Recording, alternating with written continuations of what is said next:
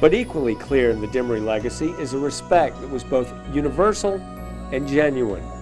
Whenever there was a bonus or something to be passed out, everybody participated, not just the top people, it was everybody.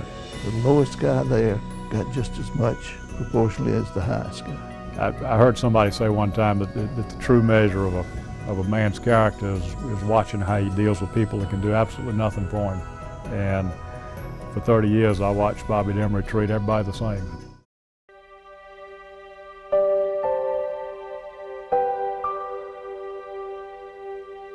Though he spent his golden years at Bewley, Bob was a Jones Street boy, known around the neighborhood for the pony he'd ride and the goat he taught tricks. His personality was shaped by those years. His college yearbook quote is that determination is the key to success. Bob Martin was determined, all right. He was determined to be the nicest guy anybody ever met. Absolutely a gentleman of the old school. I mean, he was certainly an old-fashioned Southern gentleman. Throughout his life, he really was thinking about others. The United Way is a cause Rob believes in. So much so that we convinced him to take a small part in this year's campaign video, when our secret agent man pulled into one of his Inmark stations and pulled off without settling the bill. Hey, is he gonna pay me or not?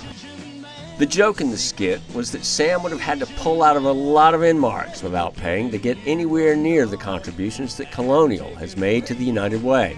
In fact, Rob earned his own term of endearment at the United Way offices a couple of years ago when the campaign was falling desperately short. It was actually Lisa Clark from our staff who spoke up at the end of the meeting and said, "Greg, we need big help. You need to talk to Papa Bear." Ashley, we're missing a lot of victims. Nobody had to talk to Papa Bear after the tragedy at the sugar refinery, though. Flying into town on the night of the disaster, he knew he had to take immediate action, and he knew where to go. Rob actually searched me out at Rotary and came and sat next to me and said, "Greg, I want to do something to help for us to raise $1,400,000, which of course we distributed to the families of the victims was really a big deal. So yeah, but it was his idea.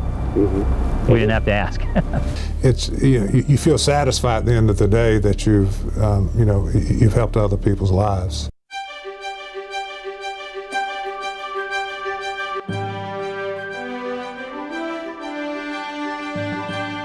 By 1991, Savannah needed something new. Mayoral elections were coming, and it was time. Stillwell, a new mayor for the 90s.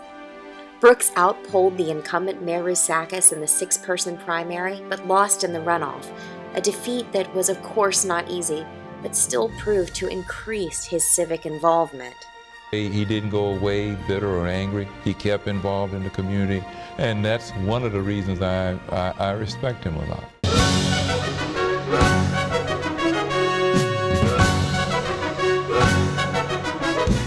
Being up to his eyes in creating a bank from scratch didn't dissuade Archie from tackling community work at the same time. I was asked to secure a chairman for the Savannah Olympic Committee. Archie said right away, "Yeah, I'll do it." Says it'll be good for the city, and I'd enjoy doing it. Jennifer Abshire hired on as Archie's right hand on the Savannah Olympic Support Council. We weren't ready. As a community, it was the first time we really took a big challenge to showcase our area. Now we've grown from that, and I believe that the Olympics had a huge part of that. Close to 5,000 people. You add up all the volunteers and everybody else in this community that worked on a common thing for a number of years, and I think that there are a lot of things that spawned after that by people who got to know each other during this great experience.